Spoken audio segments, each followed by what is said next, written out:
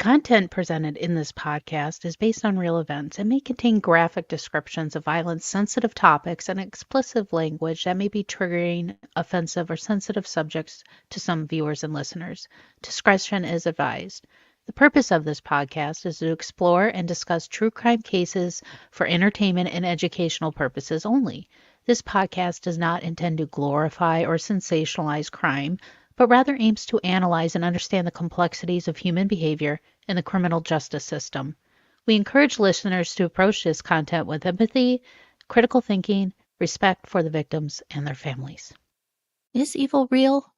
That is the real question. Fiction or not, could evil really influence those so deeply that a normal loving soul does the unthinkable and unimaginable to another human being that it just shocks you to your core? Could these heinous acts we've seen and heard about over hundreds of years be the works of a psychotic psychopaths that play the devil made me do it card, or is there something more sinister at play? To really showcase this theory or reason, we have Jack the Ripper, H. Holmes, and an exorcism all wrapped up in a book called The Unwelcome, The Curious Case of Clara Fowler, with author Ron Felber. Ron Felber was educated at Georgetown University. He has written fiction and nonfiction books, including The Double Life of the Mafia Doctor, Mojave Incident, and The Man in the Intermediate Value. He began his career writing stories for true detective magazines while working as a federal marshal. The Unwelcome is perhaps the most frightening book of demonic possession ever. As real and convincing as the medical case history is based upon, Dr. Fletcher, award-winning author of To Hunt a Holy Man.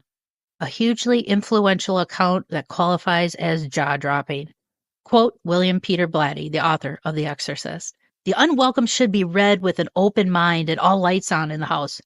George Norrie, host, Coast to Coast AM. It's time to start the show. Let's hit it.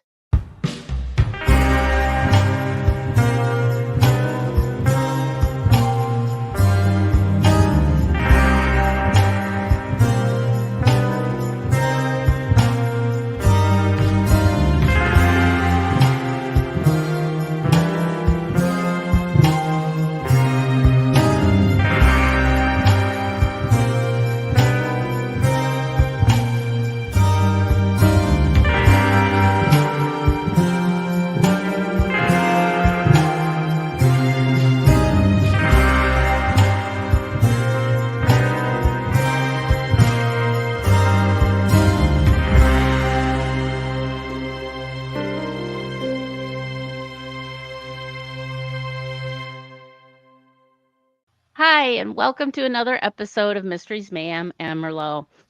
Well, tonight I have a special guest, Ron Felber, who is the author of The Unwelcome, The Curious Case of Clara Fowler, who is a Maxy Award 2024 Book of the Year winner.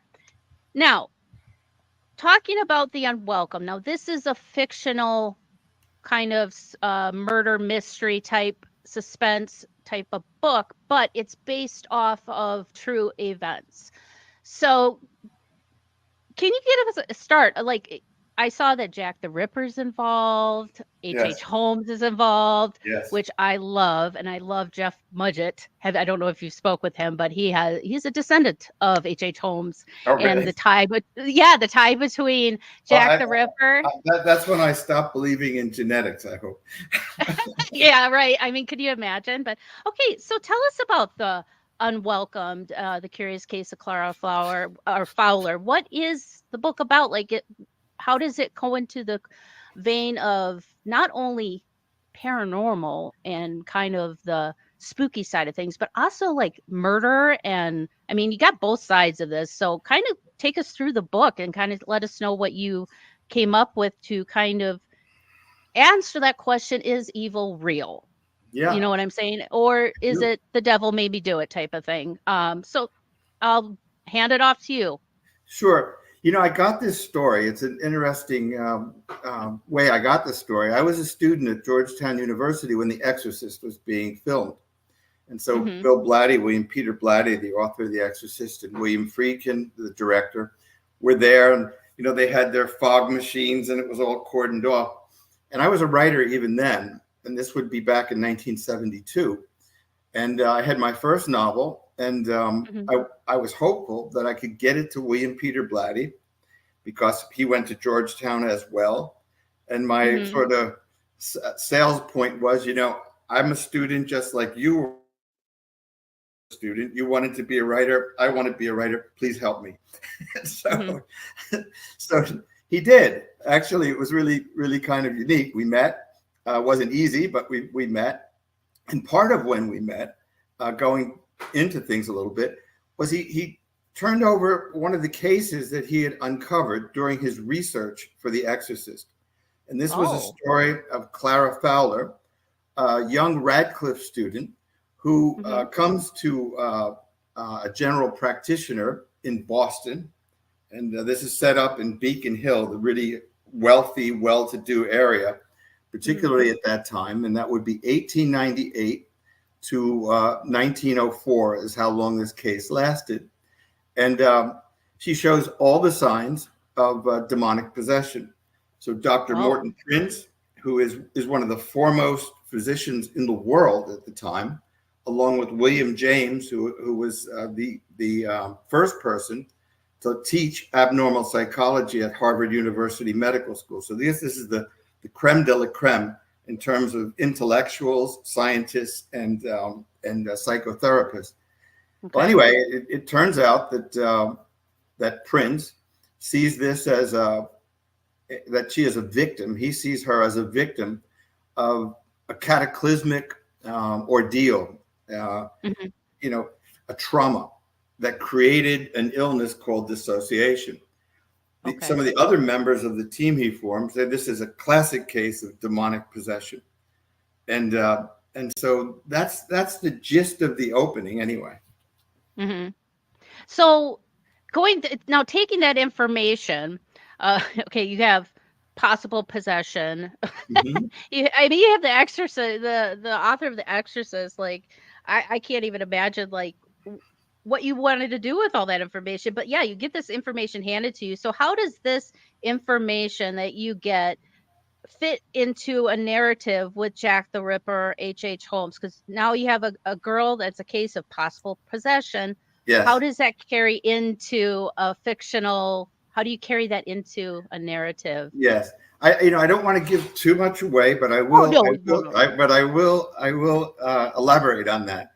So the trauma that Prince finds through hypnosis and discovery is that her father was a sort of beast. I mean, he was a wife beater and a terrible abusive alcoholic, the father of Clara Fowler. And there's a detective involved, a city marshal named Hilliard, Rufus Hilliard. He's the city marshal. He's the city marshal that investigated the Lizzie Borden murders in Fall River. And also the Juan Barrow murders that just 4 miles away from where Lizzie murdered her father and mother with an axe, just 4 miles away, 6 months later, a farmhand named Juan Carriaro brutal axe murder of his boss's wife in the kitchen. So he had investigated both of those. He believed that that Clara's father, John Fowler, the abusive alcoholic, had murdered two of her siblings. Two of her siblings, Charles and Betsy, died under mysterious circumstances. The coroner thought that perhaps they'd been strangled.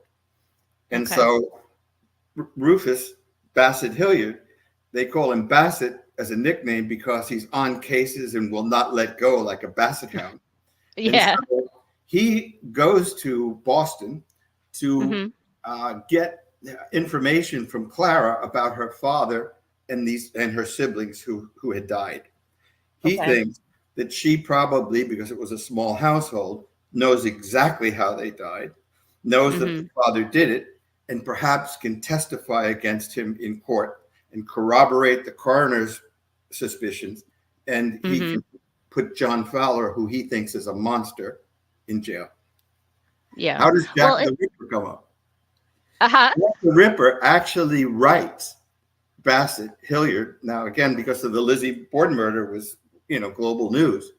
Yeah. So Jack the Ripper actually wrote a letter to Bassett Hilliard. It's on display, as a matter of fact, in Fall River, where Clara Fowler was born and raised. And it basically tells him there's more than one killer. You're looking for one killer, there's more than one. And that's the letter. It's on display, as a matter of fact, in the Fall River Museum. Oh, if I'm going to Fall River, I'm definitely going to look at that because, and that has been kind of a theory. Jack the Ripper, like, is it like a group, like a secret society that's working together? Because there's always that especially that Victorian era of secret societies and kind of weird underground stuff going on. Satanic cults. Yeah, at the time, spiritualism, there were 9 million spiritualists in the United States and Europe at the time. They included Charles Dickens, the famous writer, Sir Arthur Conan Doyle, who wrote the Sherlock Holmes mysteries, Madame Curie, who was the founder of X-rays, a physicist named Richard Lodge, who was one of the premier scientists of his day. They were all spiritualists. They believed that mediums and psychics could contact the dead. So the idea of devil worship and this good and bad, at the time. Yeah, I mean, the only thing that I could really think of in modern time that's very similar is kind of the smiley face killer. There's been theories that it's kind of a group of underground people that go around and they kill people and leave their mark. And that's kind of like the Jack the Ripper. There has been theories of that. And I if that's the case, and if he wrote a letter saying there's more than one, I wouldn't dismiss it. You know what I mean? Like, it wouldn't be far off, especially in the time and era. So now with Clara being, obviously she does have some trauma she's dealing with. So they think she's possessed. More than likely, it's a dissociative. And I should really tell you, actually, of the people that studied her, and there was Morton Prince, there was George Waterman, who was also a Harvard Medical School graduate, his assistant, William James, who was probably the most prominent outside of Sigmund Freud, a psychiatrist in the world at the time.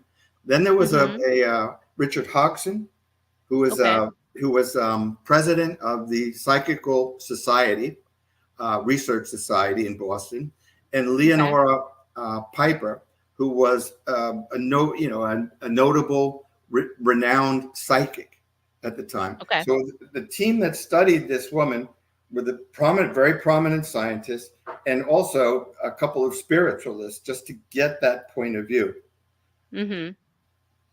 And so what did they conclude? Like, if they were getting all this information, trying to figure out what's going on with her.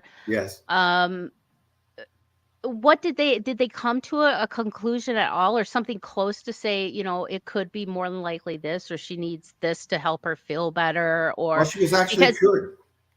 Oh, she was cured. Okay. Yes, So like what was the cure? I mean, like, was it an exorcism? Was it medication? There was an exorcism, and I'll tell you, here's what Morton Prince has to say about it. I think here he talks about. By the way, Clara Fowler wanted to be a nun. So she was at Radcliffe College, but ultimately she had visitations from Jesus Christ and visitations from the Virgin Mary for her whole life. And she thought, like the girls at Fatima and others, that she had a religious calling and wanted to fulfill that.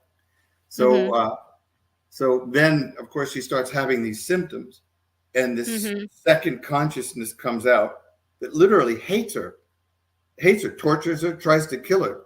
But here's what Prince says on some of these things. This is his words. She saw the Virgin Mary in a marked way, describing her appearance, using her hands to point out the positions of the entities involved and their surroundings as if they stood before her. She regarded herself as possessed in the same way that a person in the Bible is said to be possessed. Beset her on every hand. As she walked through the streets, an endless procession of black-robed figures accompanied her, some with familiar faces, most with countenances that changed horribly moment to moment. Now, as regards the exorcism, putting my finger to her forehead, I held up a cross, reciting the words from the rites of exorcism. The effect was remarkable. She shrunk from me like Mephistopheles, shrinking from the cross, cursing God and the saints and all things holy, screaming that it made a terrible, painful sensation run through her body. She feared it more than anything. Wow. And just to give you some symptoms, this is a woman whose face would literally remold, you know, Oh into my a God. different face. Her voice would be this deep, guttural, booming voice. She spoke in languages that she couldn't possibly know, exhibited Wow. tremendous strength, even though she was probably 100 pounds or so and Yeah. ill. You know, tremendous, Yeah. tremendous strength, and just expressed unbridled rage at anything that was religious, violent to the Hmm. point where they had to restrain her and knock her out with ether. Oh, wow. Even when she was knocked out with ether, Mm. however, the demonic presence was wide awake Right. and knew everything that was going on. So this Hmm. second consciousness was awake 24/7, Hmm. experienced no pain, no illness, had no need of food, was never fatigued, and used all of that, knew every thought of Clara Fowler, and he Yeah. used that against her to wear Yeah. her body down so that it could take over. Yeah. And it's funny that we're talking about this because, like, Dave and I, we just binge watched all the Omen movies. Oh, really? And yeah, yeah. And it's kind of strange because, like, I'm looking at it as more of the kind of true crime aspect of it. He's Yes, looking at more of the paranormal. But when you look at these kind of cases, even though they put these fictional stories around them, there's always some truth in there. And it's amazing how much true crime and, like, evil demonic type of stuff are always kind of side by side. You know what I mean? Like, there's always, I know it's not exactly just what you a mean. yeah, it's not just a case of somebody just having a grumpy day. I mean, it's, these people, if it's a disassociative thing, and, it could be some evil influence causing that. Well, I A lot. believe that people are possessed. I used to transport federal prisoners. I was a deputy sheriff for Hmm. some years, and I met hitmen that killed 80 people. I met terrorists. I met motorcycle guys that propane torched young girls to death while they were chained to a tree. So Right. these are more than just crimes. And my Yeah. my feeling is that it's a certain point in time, uh, people become evil Hmm. and literally become the devil. They become the devil, the Jack the Rippers, the H. Holmes, the motorcycle guy I was telling you about, Ted Bundy. I think there's a level, just like Uh-huh. in the good side, like Mother Teresa or some of the saints, Saint Francis of Assisi or whatever, live these holy lives. There's Yep. dedicate themselves to God. There are others that dedicate themselves to the devil, and that's just a fact. Right. And well, like Ted Bundy, they even said, I think it was like in court, like his face would kind of change in his eyes. And they even said too, there was times where, like, if he would, it's almost like he was kind of seething a little bit. There was Mhm. actually, like, some people said he smelt like sulfur. Like, By the way, the most interesting thing of all, I wrote a book about mhm. alien abduction, and it did Okay. very well. It's sort of a seminal work on it. It's called the Mojave Incident, and the connection between alien abduction and demonic possession is huge. Even Yep. the language that Clara Fowler, this book is based on transcripts, by the way, from the psychiatric sessions. Morton Prince Okay. had a stenographer, so almost all the dialogue is exactly How real. it was said. Yep. Yeah, It it's was real pulled dialogue. from those things. But for example, in every case, the demonic presence, whether it's the aliens that abducted the Hesses in Mojave incident, or Clara Hmm. Fowler, as she described the demon, or Prince describes the demon as it comes into her body, uh, Right. the descriptions are very similar. It's always accompanied, and they say this, by the smell of sulfur. And the Hmm. other thing is, in almost all these cases, I think I'd heard from, I think John Mack gave an interview, the Harvard professor of psychology, that in some 400 cases of alien abduction, the alien abduction was truncated, stopped, because people prayed or Hmm. asked help from Jesus or God or whomever. So there Hmm. is a religious aspect to this clearly. The Yes. visitations for Clara, and in the case of the Hesses, in the darkest moments of their abduction, when they thought they Right. were dead and in hell, uh, an angelic presence came to them and they called it their comforter. And this presence said, you will make it through this. Just have faith. You'll be okay. You'll come out on the other side of this. So there are many, many connections between those two. Right. And I mean, it's almost like on our side, we're dealing with stuff, but they're working, evil, good and evil's working in the background. They're fighting it out back there. But yeah, exactly. So it's like you get this dissociative kind of idea. So we're going to take a quick break. But when we come back, I kind of want to discuss that, like some of these dissociative cases, like blaming the devil for murder. I mean, is it something that's really evil? If it's a dissociative thing, like Clara, maybe they're having these blips of moments of like where something just takes over them. They don't even know they don't even know they're doing it. You know what I mean? So we'll talk about that. We'll take a quick break. All right, my darklings. Summer is here, and the Paranormal 60 swag shop has all your supernatural summer must-haves, from comfortable and breathable tanks for both men and women, to a paranormal investigator's must-have, a Bluetooth speaker for those EVP burst sessions, or to just lay in a cemetery at night and listen to some heavy metal with your paranormal peeps. And don't forget the Paranormal 60 sling bag, which you can put all your awesome paranormal investigating tools in it while you investigate. But don't forget to grab your Paranormal 60 travel mug.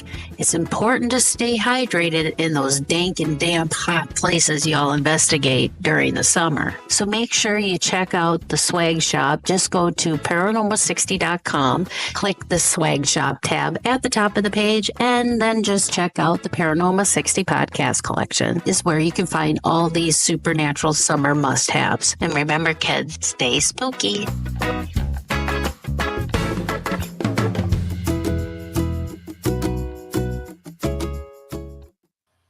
Okay, and we're back. Now, before the break, I asked the question, and wanted to discuss some cases that have a similar kind of vein of, possession. I mean, they did do that one trial. Ed and Lorraine Warren were involved, where they actually used possession as a defense for the guy in court. And so how do you think something like that could really kind of infiltrate, kind of get into the justice system as more of I wouldn't say maybe a psychological aspect of the court system during trials and things? Could it be considered, like possession, a mental illness? Like they kind of poo-poo it as kind of, fringe out there, it's not real type of thing. But, if something like that were to happen and somebody brought that to the case, could they really use that as a legitimate mental illness defense? And well, they did actually in the case of Lizzie Borden. And interesting enough, Lizzie Borden always said she was innocent. It was the only thing she was consistent about, is that she had no knowledge of these murders. And really, Juan Corriero, who committed the axe murders not far from her, and within 6 months of the first set of murders, had no memory of the murders either. And after he axed this woman to death, literally went to town and bought a pair of shoes. It was like a missing time. And that's not unusual.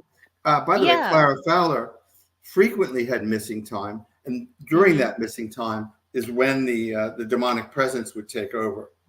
Right. And that's what, and they have cases where people say that they're like, I don't even know how I killed this person. I didn't do it. And they honestly feel like they didn't do it. So is it is it really truly evil? Is it somebody taking over? I don't know a lot of people, if it's having drugs, are they more susceptible to that kind of dissociative behavior? Things like that. So, we've had these cases, and you have the satanic panic that came up in the 90s and things like that. So from the 1800s, or during this Victorian time to now, do you think there's been some progress with the spiritual aspect of true crime and murder and using that in court cases?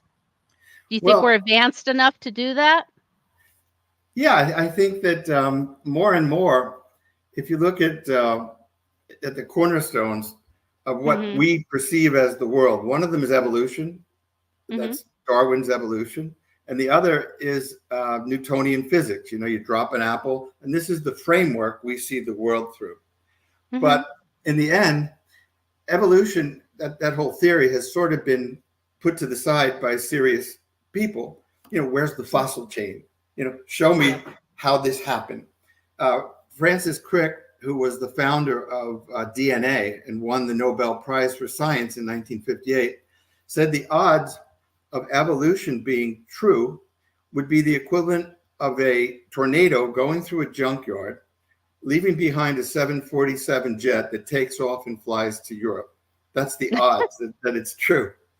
Oh, So okay. if you take that away and put it to the side, and then you look at quantum mechanics from Max Planck, Einstein, and whatnot, totally disproves Newtonian physics, that we have no real idea of what the world is.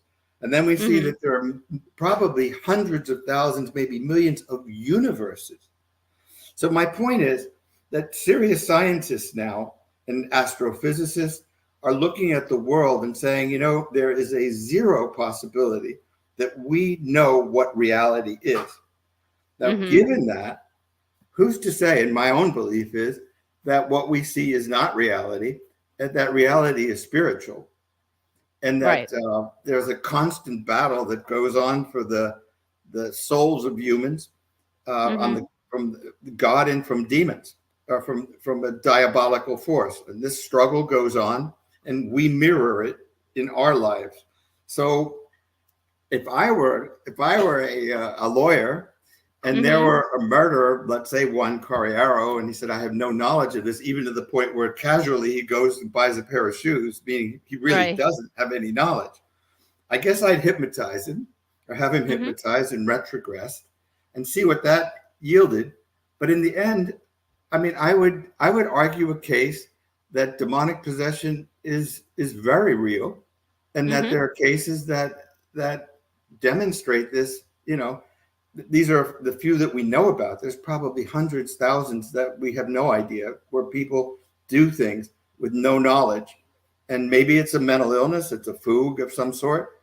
But on the other hand, for example, there was a satanic cult in Fall River in 1979 and 1980, 3 going to death. And the cult said they did it because Satan told them to do it. So that's a kind of real defense. Right. But it's just like, is it genuine? I mean, like, some people just like, oh, the devil made me do it. But, it's like, is there something deeper going on within that person? Now, I do believe people are evil, because who would just randomly go up to somebody and hack them up with an axe and then go buy a pair of shoes? Exactly. Like, there's no reason. Like, if I had to, I'm not saying I would, but I'm just saying, like, if I had to murder somebody, it would be because I'm defending myself or my family. Sure. I'm not just going to go randomly up and just kill somebody for no reason. So that's why I think true crime and murder is so intriguing, because there's no logic, there's no reason. We're trying to find it.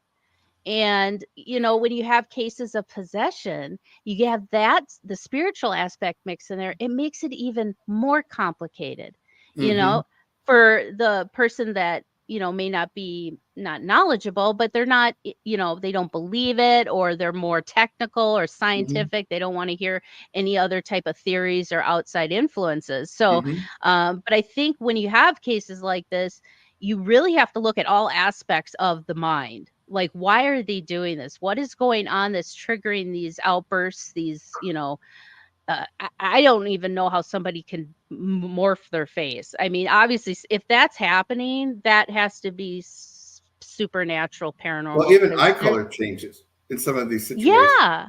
So yeah, and Ted Bundy, his eyes would change. Well, I'll tell you, H.H. Holmes, maybe you know this and maybe you don't, but H.H. Holmes was in prison and was going to be hung. And I don't know how long he was in prison before he hung, but it was a matter of months at least. Yeah. By the time they hung him, The hangman, the minister, the people that walked him to the gallows didn't think it was H.H. Holmes. He looked entirely different. And as a matter of fact, they were so convinced he was possessed by devils, which he claimed himself he was, that they buried him under 10 feet of concrete. Yep.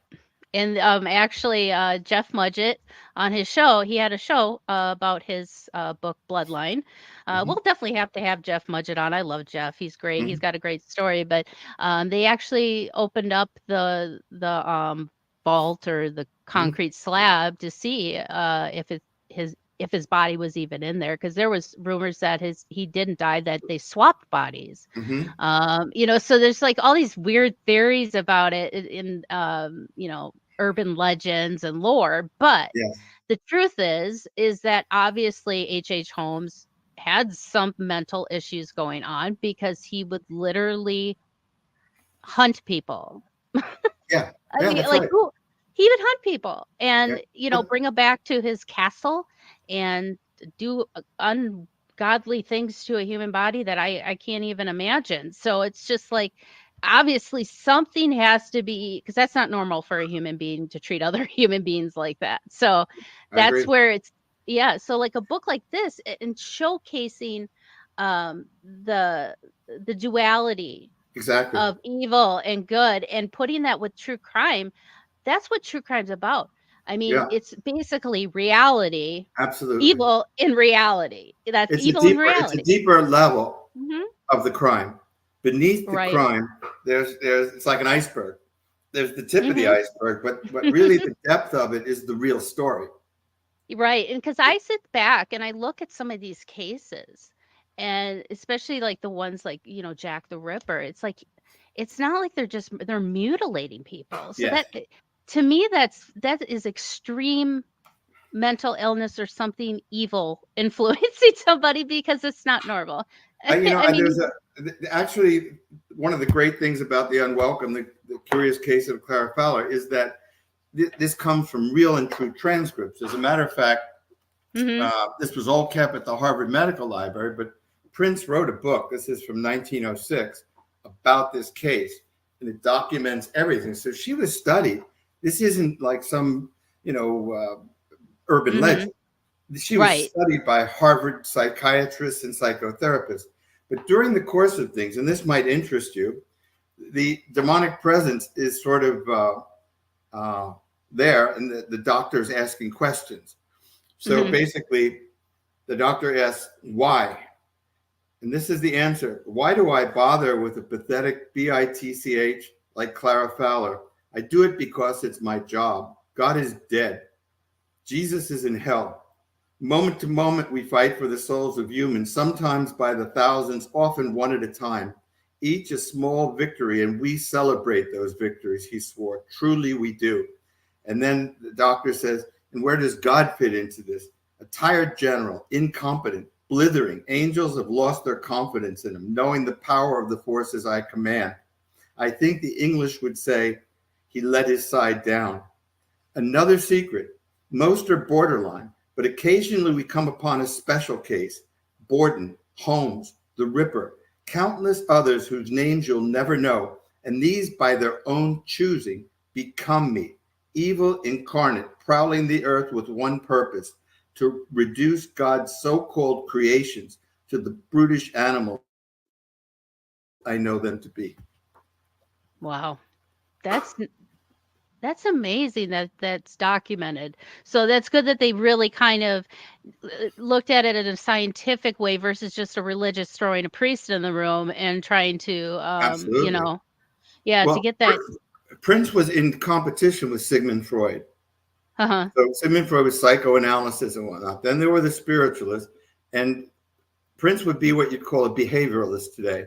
He believed something like schizophrenia or Tourette's syndrome was a mental illness caused by a chemical imbalance in the brain or a deformity in the brain or a lesion in the brain, but that basically there were physical, natural explanations, even for this case. That's what he believed. The other point of view is Richard Hodgson, who was the president of the Psychical Research Society. His point was, well, look, we've got a woman that talks in languages that, ancient languages, Greek, Aramaic. No way she could possibly know. And she's clairvoyant. She just tells people what's going to happen and threatens them. She has the strength of 10 people. Her face changes. She speaks in different voices and in different languages. Right. The odds of all of those symptoms happening to one person at the same time, he argued, is far-fetched.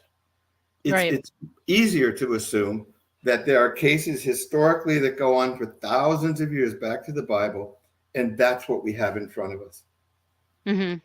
Right. Well, the Unwelcomed, hey, I'll have a link in the description for today's episode. But if you buy the book, please rate and review. Ron is a wonderful author, and we're definitely going to have you on. But yes, please rate and review the book. The link will be in today's program guide.